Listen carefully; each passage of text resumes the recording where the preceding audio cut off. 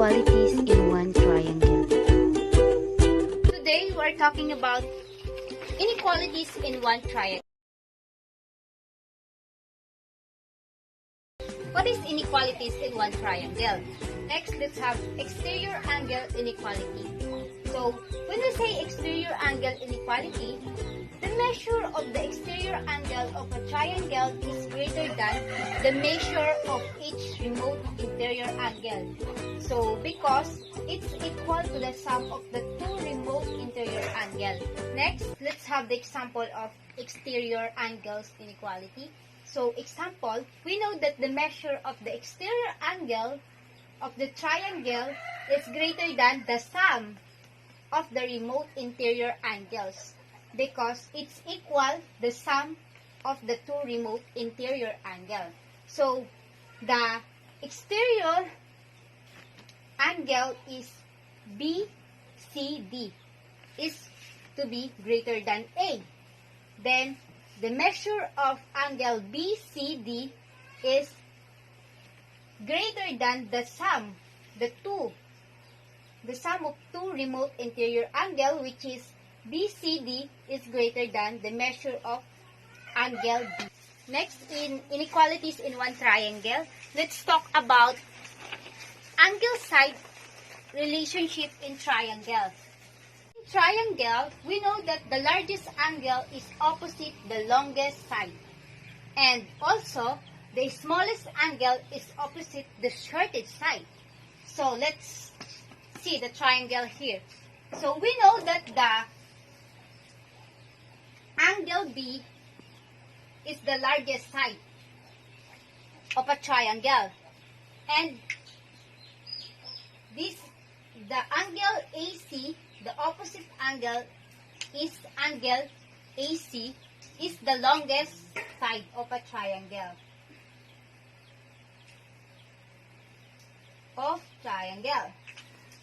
Let's see the second example. We know that the largest angle is opposite the longest side is angle A.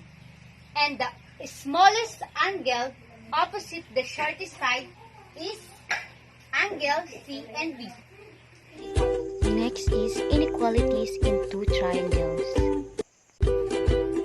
Now, in our previous lesson, we talked about inequalities in one triangle and comparison between the angles. So, today, we have all that inequalities of two triangles.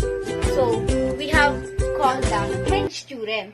When we say Hen's Theorem, if the two sides of one triangle are congruent to the side of another triangle, but the included angle of the first triangle is greater than the included angle of the second, then the third side of a first triangle is longer than the third side of the second.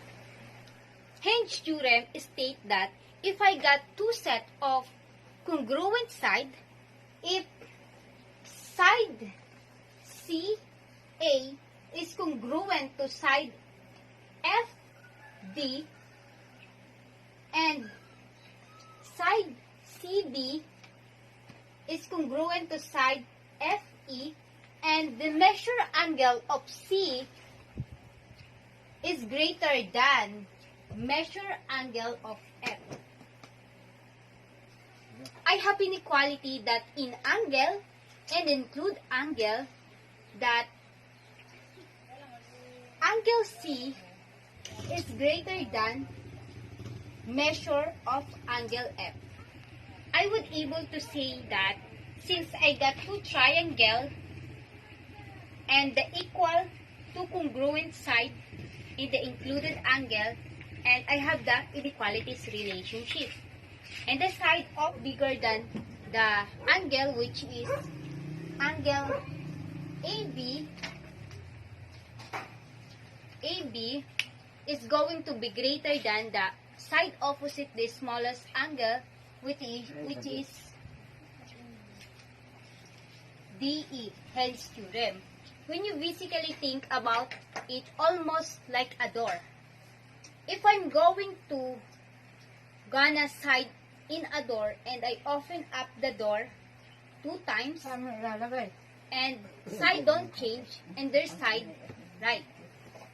They're always the same side, no matter how big or small the door is open. So next, converse hand theorem is always positive. Let's see. And converse hand theorem, if two sides of the one triangle are congruent to the two sides of another triangle, and the third side are not congruent, then the larger included angle is across from the longer third side. So, it's called the Hen's theorem. When you basically think about it, then, if Hen's theorem, we prove that the opposite side can be bigger than the case we know the side. So, we're gonna be talking about the relationship of the opposite from the side. And if angle H are greater than angle K, and to do the Hen's theorem, because K is opposite the greater number, that means that angle H to be less than angle K. For today's topic, and hope you all gain knowledge about the inequalities of indirect group, inequalities of one triangle, inequalities of two triangles. Thank you for watching, and God bless you.